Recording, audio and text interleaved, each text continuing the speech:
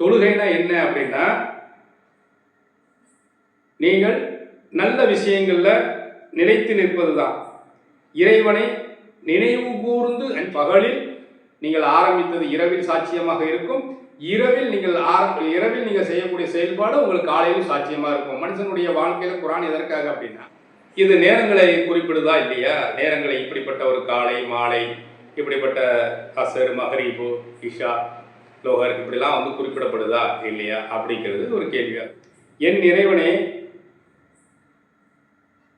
இன்னும் இரவின் பகுதியில் உம்முடைய விருப்பங்களை உறுதிப்படுத்தும் தியானத்தை, சூரியன் சாய்ந்ததிலிருந்து இரவின் இருள் சூழும் வரை இறைவனில் எப்போதும் எந்த நேரமாக சூரியன் உதித்தலிருந்து சூரியன் சாயும் வரை எல்லா புகழும் இறைவனுக்கே.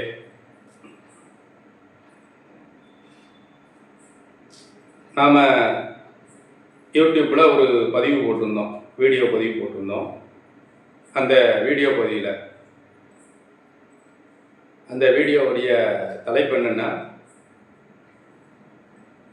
தூதரிடம் அழகிய முன்மாதிரி இருக்கின்றது என்று ஒரு பதிவு போட்டிருந்தோம்.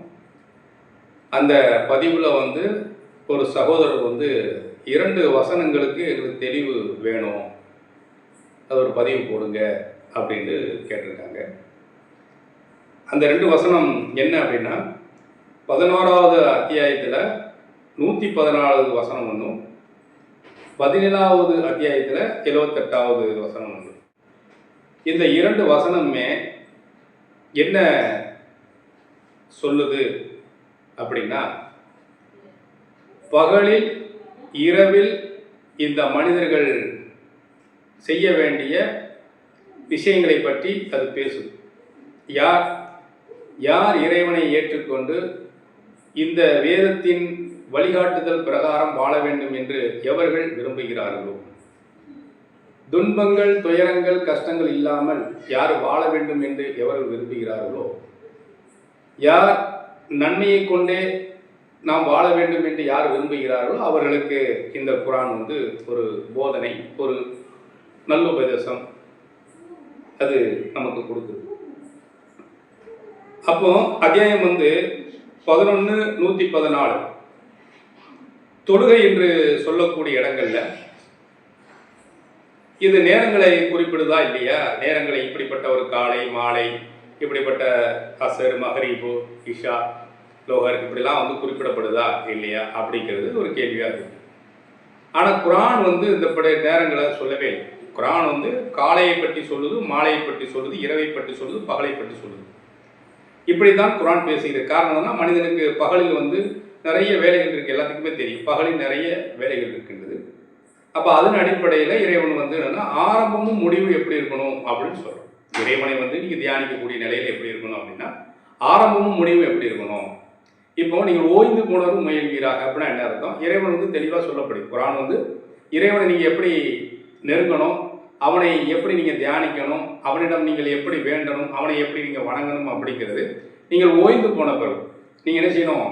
நீங்கள் இறைவனை என்ன செய்யணும் இருக்கு, நீங்கள் அவனை தியானிங்க, அவனை திக்ர் செய்யுங்க, அவனுடைய பண்புகளை அவனுடைய பெயர்களை நீங்கள் போற்றுங்கள், நீங்கள் அவனுக்கு குர்ஆன் படிச்சுக்குங்க, உங்களுடைய நிலைகளை நீங்கள் என்ன செய்யுங்க பார்த்துக்கலாம். உங்களுடைய வேலையை விட்டுவிட்டு என்ன நீங்கள் செய்யணும் அப்படிங்கிறது இல்லை. ஏன்னா மார்க்கத்தில் எந்த நிர்பந்தமும் கிடையாது. இறைவன் என்று வரும்போது இறைவன் நமக்கு எந்த ஒரு சிரமத்தை ஏற்படுத்தாமல் இருக்கத்தான் நம்மளுக்கு இந்த குர்ஆனை கொடுக்கப்பட்டிருக்க தவிர, சிரமங்களை செய்வதற்காக குர்ஆன், கடினமான விஷயங்களை செய்வதற்காக குர்ஆன் கொடுக்கல. குர்ஆன் என்பது நீங்கள் மனிதன் கஷ்டப்பட்டுக்கிட்டு இருக்கீங்க, துன்பப்பட்டு கொண்டிருக்கீங்க, அதை லேசாக்கணும் அப்படிங்கிறது தான் இவ்வளவு பெரிய விஷயங்களை நம்மளுக்கு குர்ஆன் மூலியமாக இறைவன் கொடுத்திருக்கிறான் அப்படிங்கிறத நம்ம பார்க்குறோம். அப்படி இருக்கும்போது ஒரு இரவுலையும் பகலையும் ஒரு துன்பம் கொடுப்பானா அப்படின்னா கண்டிப்பாக துன்பம் கொடுப்பதாக இல்லை. எவர் இந்த குர்ஆனையும் இறைவனையும் இறுதி நாளையும் யார் ஏற்றுக்கொண்டு இருக்கிறார்களோ அவர்களுக்கு 11, 114 ஒரு விஷயம் சொல்லப்படுகிறது. அது சடங்காக என்பது கிடையாது, கண்டிப்பாக சடங்கு என்பது கிடையாது. ஆனால் மனிதன் வாழ்க்கையில் பகலில் ஒரு வாழ்க்கையை வாழ்கிறான், இரவில் ஒரு வாழ்க்கை வாழ்கிறான். அப்போ பகல் வாழ்க்கை என்பது வெளிப்படையாக இருக்குது, இரவு வாழ்க்கை மறைவாக இருக்குது. அப்போ மனிதன் சில நேரங்களில் மறைவிலையும் சில தவறுகளை செய்வான், வெளிப்படுத்த மாட்டான். குடும்பத்துக்கு கூட என்ன சொல்ல மாட்டான், செய்ய மாட்டான், எப்படி சம்பாதிட்டு வரன்னு சொல்ல மாட்டான்.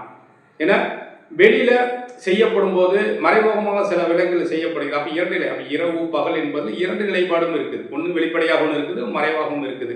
ஒன்று இரவாகவும் இருக்குது, ஒன்று பகலாகவும் இருக்கிறது.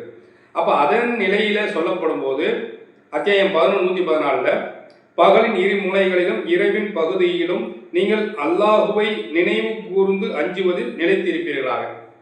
இப்போ தொழுகை என்பது என்னன்னா, தொழுது வருகிறார், தொழுகை நிலைத்திருப்பீராக அப்படின்னா, தொழுகைனா என்ன அப்படின்னா, நீங்கள் நல்ல விஷயங்கள்ல நிலைத்து நிற்பது தான்.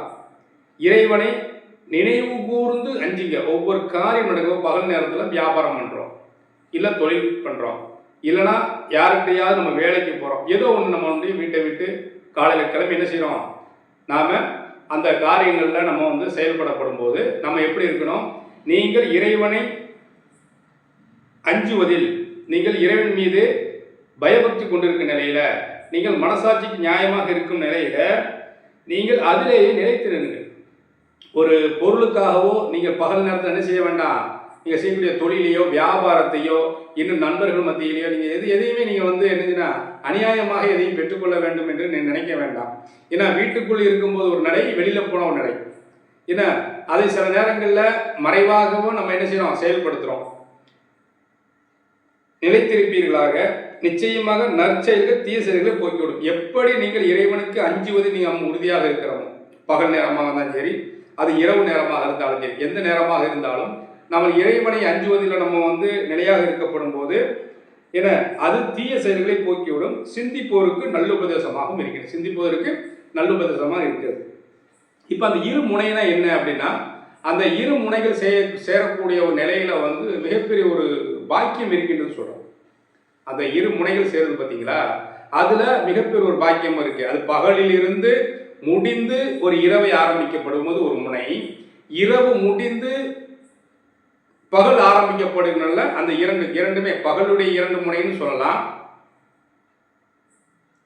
இரவுடைய இரண்டு முனையும் சொல்லலாம். ஆக முதல்ல இரண்டு முனையும் சந்திக்கக்கூடிய ஒரு நிலை, இரண்டும் ஒன்றோடு ஒன்று சந்தித்து ஒன்றை வெளிப்படுத்தக்கூடிய நிலையில இருக்கும். இருள் என்பது ஒன்று மறைவாக இருந்து அது வெளிப்படையக்கூடியதாகவும், வெளிப்படையாக இருந்து அது மறையக்கூடியதாக இருக்கு. அப்ப நம்முடைய வாழ்க்கை வெளியில எப்படி இருக்கணும், வீட்டுல நம்முடைய சில விஷயங்களை வீட்டில் நம்ம செய்ய மாட்டோம், ஆனால் வெளியில் செஞ்சுக்கிட்டே இருப்போம். வீட்டில் வந்து மனைவி இருப்பாங்க, பிள்ளைகள் இருக்கும், நம்மளோட தாய் இருப்பாங்க, ஏன்னா நம்ம அக்கா இருப்பாங்க, நம்ம தங்கச்சி இருப்பாங்க. அதில் நம்ம எப்படி நடந்துக்கிறோம், ஒரு ஒழுக்கத்தை எப்படி நடந்துக்கிறோம், ஒரு நியாயத்தை எப்படி நடந்துக்கிறோம், அதே போன்று தான் வெளியிலேயே நம்முடைய வாழ்க்கை எப்படி இருக்கணும், அதே போன்று இருக்கணும் அப்படிங்கிறது தான். இந்த இடத்துல தொழுகை என்ற ஒரு சடங்கா அப்படின்னு கேட்டால், தொழுகை என்பது கண்டிப்பாக சடங்கே அல்ல. திரும்ப திரும்ப நம்ம வந்து சலாத் அப்படிங்கிறது கண்டிப்பாக சடங்கே இல்லை. அது வந்து அந்த நல்ல செயல்கள், நற்செயல்கள், நல்ல விஷயங்கள், அது நம்மளுக்கு என்ன செய்யும், ஒரு தீமையை கண்டிப்பாக நம்மளுக்கு விலக்கி கொடுக்கும். எப்படி தீமை, நம்ம செய்கிற தீமையை தவிர்த்து நம்ம செய்கிறோம்ல அந்த தீமைகளை மட்டுமே சொல்லலை, உங்களுக்கு வரக்கூடிய தீமையை நீக்கிறோம். நம்மகிட்ட நல்ல எண்ணங்கள் நற்கரிகள் இருந்தால் அந்த இரண்டு நிலைகளிலும் காலை மாலை இரவு ஆரம்பிக்கப்படும் போது நாம் என்ன செய்ய வேண்டியிருக்கு, நாம் வந்து இறைவனை தியானிக்க வேண்டியிருக்கு. இறைவன் எதை வழியாக காட்டினாலும் அதை நம்ம கடைபிடிக்க வேண்டியிருக்கு. பகல் பொழுது நுழையும் போது அதுதான். அப்ப இரண்டு முனைகள்ல இரண்டு நிலைப்பாடுகள் இருக்கப்படும் போது நாம் செய்யக்கூடிய நல்ல விஷயங்கள், இரவாக இருந்தாலும் நல்ல விஷயங்கள் செய்ய வேண்டும், நம்ம பகலாக இருந்தாலும் என்ன செய்யணும், நல்ல விஷயங்களை செய்யணும் அப்படிங்கிறதான். இதை கொண்டு இரண்டு முனைகள்ல வந்து காலையும் மாலையும் நம்ம வந்து சடங்குகளை செய்ய வேண்டும் இறைவன் சொல்லவே. இந்த குர்ஆன் எதற்காக கொடுக்கப்பட்டிருக்கு அப்படின்னு சொன்னால், ஒவ்வொரு பொழுதும் ஒவ்வொரு நேரங்களும் நீங்கள் எப்போதுமே இறை தியானத்தில் நீங்கள் நிலைத்திருக்க வேண்டும் அப்படிங்கிறத தான் இந்த குர்ஆன் வந்து பேசுகிறது. அதே போன்று அத்தியாயம் வந்து 17:78 இஸ்ராயேல் சந்ததியினர் அத்தியாயம் வந்து சூரியன் சாய்ந்ததிலிருந்து இரவில் இருள் சூழும் வரை இறை ஒளி நிலைத்திருப்பீராக. இன்னும் எழும் வேளை குர்ஆனை நிச்சயமாக அவ்வேளை குர்ஆனுக்கு சாட்சியமாக இருக்கிறது. இப்போ இந்த இடத்துல வந்து ஜான் டஸ்ட் மொழியாக்கம் மற்ற மொழியாக்கங்கள்லாம் எப்படி போடப்பட்டிருக்கு அப்படின்னா, இந்த குர்ஆனை படிப்பதும் இந்த குர்ஆன் நம்மளுக்கு சாட்சியாக இருப்பதை அந்த ஃபஜர் நேரத்தில் அந்த தொழுகை என்று போட்டிருக்கு. இப்போ செய்கிறாங்களா இல்லையா, அப்படிப்பட்ட அந்த வணக்கம் அதை பற்றி தான் அதில் வந்து தொழுகை என்று போட்டிருக்கு. இந்த குரானுடைய வசனங்கள் அப்படி இல்லை. ஒரு இடத்துல தான் அது தொழுகை சலாத் என்று போட்டிருக்கு, மற்ற இடத்துல குரான் ஃபஜர் அப்படின்னு குரான் 2 இடத்துல போட்டிருக்கு. ஃபஜர்னு என்ன செய்யுது? 2 இடத்துல ஃபஜர் ஒன்று சான்று பகிர்ந்தா இருக்கு. குரானை நீங்கள் ஃபஜர் நேரத்தில் எழுப்பும் நேரத்தில் என்ன செய்யணும்? நீங்கள் கண்டிப்பாக படிக்கணும். நீங்கள் பகலில் நீங்கள் குரானை படிக்க ஆரம்பிக்கப்படும் போது காலையில் நீங்கள் உங்களுடைய காரியங்களை நீங்கள் செயல்படுத்த போறீங்க. பகல் நேரத்தில் இரவுல தூங்கி காலையில் முழிச்சு நீ செயல்படுத்த போறீங்க அப்படின்னா கொஞ்சமாவது என்ன செய்ய வேண்டியிருக்கு? இந்த குரானை கொஞ்சம் சாட்சியமாக எடுத்துக்கொண்டு இந்த குரான் என்ன சொல்லுதோ அதனுடைய வாழ்க்கையாக ஆக்கி கொண்டு நீங்க இருக்கும்போது அந்த சாட்சியம் அந்த பகல் பொழுது இரவு பகல் ஃபுல்லாக கடந்து மறு ஃபஜர் வருது, மறு காலையில் வருது, விடியல் வருது பார்த்தீங்களா? அந்த விடியல் உங்களுக்கு ஒரு சாட்சியமாக அது கண்டிப்பாக இருக்கும். நீங்கள் பகலில் நீங்கள் ஆரம்பித்தது இரவில் சாட்சியமாக இருக்கும். இரவில் நீங்கள் செய்யக்கூடிய செயல்பாடு உங்களுக்கு காலையில் சாட்சியமாக இருக்கும். மனுஷனுடைய வாழ்க்கையில் குரான் எதற்காக அப்படின்னா எவ்வளவோ துன்பங்கள், எவ்வளவோ கவலைகள், எவ்வளவோ கஷ்டங்கள், தீராத பிரச்சனை நிறைய இருக்குது. அப்போ இந்த குரானை நீங்கள் இப்போ பிஸ்மில்லாஹிர் ரஹ்மானிர் ரஹீம் ஆரம்பிக்கிறோம், இறைவன் திருப்பெயரை கொண்டு என்று ஆரம்பிக்கிறோம், கடவுளேன்று ஆரம்பிக்கிறோம், எதெல்லாமோ செஞ்சு ஆரம்பிக்கிறோம். ஒரு காலங்கள் சிலவங்க பாருங்க, காலண்டர்களை பார்த்து நல்ல காலம் கெட்ட காலம் செய்யக்கூடிய காரியங்களுக்கு இறைவன் என்ன சொல்றான் அப்படின்னா, நீங்கள் இந்த குரானை சாட்சியமாக எடுத்துக்கொள்ளுங்கள், உங்களுடைய விடியல் சாட்சியமாக இருக்கும். விடியல்னா எப்போதும் பொழுது விடிச்சுக்கிட்டு தான் இருக்கு. நம்மளுக்கும் ஒரு விடியல் இருக்கா இல்லையா? அந்த விடியல் எப்படி இருக்கு அப்படின்னா, நீங்கள் காலையில் ஃபஜர் நேரத்தில் காலை நேரத்தில் நீங்கள் இந்த குரானை நீங்கள் ஓதி அதனுடைய விஷயங்களை நீங்கள் கற்று அது வாழ்க்கையாக ஆக்கும்போது உங்களுக்கு ஒரு நல்ல விடியல் ஒரு சாட்சியமாக இருக்கும். ஏன்னா 2 நிலைப்பாடு இருக்கு.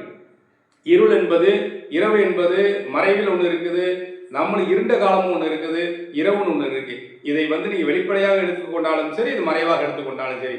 மறைவாக எப்படி இருக்கு அப்படின்னா, விடியும் எந்த காரியமும் நடக்காது, இரவு வரும் எந்த காரியமும் நடக்காது, எப்போதுமே இருள் சொந்ததா இருக்கு, விடியவே விடியாது, பொழுது கூட விடிஞ்சிடும், இந்த மனிதனுடைய வாழ்க்கை விடியாது. அப்படின்னு இருக்கும்போது இந்த குரான் உங்களுக்கு என்ன சான்றிதழாக இருக்கின்றது?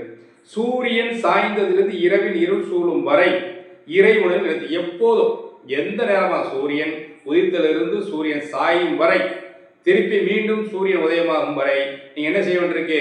நீங்க இந்த குரானை உங்களுடைய வாழ்க்கைக்காக சான்றாக நீங்க எடுத்துக்கொண்டிருப்பீரானால், அதான் நீங்க விடிய காலம் முடிச்ச உடனே நீங்கள் குரானிலிருந்து உங்கள் வாழ்க்கை ஆரம்பிங்க. இரவு தூங்கும் போது இந்த குரானிலிருந்து உங்களுடைய வாழ்க்கையை என்ன செய்ய நீங்கள் ஆரம்பிங்க. இரவு ஒரு வாழ்க்கை, பகல் ஒரு வாழ்க்கை என்ற அடிப்படையில் பேசுவதை தவிர இது சடங்குகளை பற்றி இந்த குரான் பேசவே இல்லை. அவர்கள் இந்த குரானுக்கு சாட்சியமாக குரான் சான்றாக இருக்கிற இடத்துல அவங்க தொழுகை என்று போட்டிருக்கிறாங்க. அந்த வசனத்துல ஒரே இடத்துல தான் சலாத் என்று இருந்து, மற்ற இடத்தில் ஃபஜருடைய நேரத்தில் இந்த குரானை நீங்கள் ஓதுங்கள். ஃபஜருடைய நேரம் இந்த குரானை ஓதுவதனால் உங்களுக்கு ஒரு அதில் சாட்சியங்களும் அத்தாட்சிகளும் சான்றுகளும் கண்டிப்பாக இருக்கின்றது என்ற அடிப்படையில் இந்த வசனம் 11:114 17:78 அது பேசுது. அதை தொடர்ந்து அதை விளங்கிக் கொள்வதற்காக அது தொடர்ந்து என்ன சொல்லுது அப்படின்னா, அத்தியாயம் 17:79 என் இறைவனே, இன்னும் இரவின் பகுதியில் உம்முடைய விருப்பங்களை உறுதிப்படுத்தும் தியானத்தை. ஒவ்வொரு மனிதனுடைய வாழ்க்கையில பகல் பொழுதுல எவ்வளவோ சிரமங்கள், எவ்வளவோ கஷ்டங்கள், எவ்வளவோ உழைத்து மன ரீதியாகவும் சரி, பொருள் ரீதியாகவும் சரி, உடல் ரீதியாக எவ்வளவோ முயற்சி செய்து இந்த பகல் நேரங்களில் எதுவுமே நம்மளுக்கு வெற்றி பெறாத நிலையில நம்ம ஓய்ந்து என்ன செய்கிறோம்? இரவை அடையும் போது அப்ப இரவின் பகுதி இருக்கா இல்லையா? உம்முடைய விருப்பம் என்னன்னு இறைவன் கேட்கிறான். உம்முடைய விருப்பங்களை உறுதிப்படுத்தும் தியானத்தை, இறைவனுடைய தியானத்தை கொண்டு நம்முடைய விருப்பங்கள் என்ன இருக்கு அப்படின்னா, பெரிய ஓஹோ அப்படிங்கிறது நம்முடைய விருப்பங்கள் இல்லை. நம்முடைய விருப்பம் என்பது அன்றாட நிலைப்பாடுகளில் நம்மளுக்கு அமைதி, சாந்தம், சமாதானம், உடல் ரீதியாக மன ரீதியாகவும் தேவையின் அடிப்படையில் நம்மளுக்கு நெருக்கடி இல்லாமல் இருக்கக்கூடிய அந்த விருப்பங்களை உறுதிப்படுத்தும் தியானத்தை நீங்கள் உறுதியாக நீங்கள் தியானத்தை மேற்கொள்வீராக. உம்முடைய இறைவன் புகழ்பெற்ற தளத்தில் உம்மை எழுப்ப போதுமானது. மகாமு நிலையில உங்களை எழுப்ப போதுமானதாக இருக்கின்றது அப்படின்னு சொல்லப்படுது. அப்போ ஒரு மனிதனுடைய வாழ்க்கை எப்படி இருக்கணும் அப்படின்னா, எப்படி துன்பங்கள், கஷ்டங்கள், துயரங்கள் இல்லாமல் இருக்கிறது தான் அந்த குரானை நம்மளுக்கு வழிகாட்டப்பட்டிருக்கு. இந்த குரான் எதற்காக கொடுக்கப்பட்டிருக்கு அப்படின்னா, ஒரு மனிதன் அமைதியாக சாந்தமும் சமாதானமான நிலையில இந்த வாழ்ந்து அவன் மரணமடைய வேண்டும் என்பதற்காக தான் இந்த குரான் நமக்கு கொடுக்கப்பட்டிருக்கே தவிர மற்றபடி சடங்குகளை செய்து கொண்டு என்ன அது வந்து ஒரு காலத்தைய நேரத்தையே வீணடிக்கக்கூடிய நிலையில கண்டிப்பாக அந்த குரான் என்பது உங்களுக்கு ஒரு பயனுள்ள உங்கள் வாழ்க்கையில வந்து எந்த ஒரு நெருக்கடி இல்லாமல் பயனுள்ளதாக ஆக்கி நீங்கள் சிறந்த ஒரு மனிதனாக சிறந்த ஒரு நிலைப்படியில உங்களை வந்து புகழ் சேரக்கூடிய அந்த நிலைப்பாட்டில் என்ன செய்ய வேண்டியிருக்கு, நீங்கள் அதில் வந்து இருக்கணும் அப்படிங்கிறதுக்காக நம்மளை வந்து நல்ல நிலையில நல்ல இடத்தில் நம்மளை வந்து அது எழுப்ப வேணுன்ற நிலையில தான் இந்த குரான் வந்து என்ன செய்யுது நம்மோடு பேசுகிறது.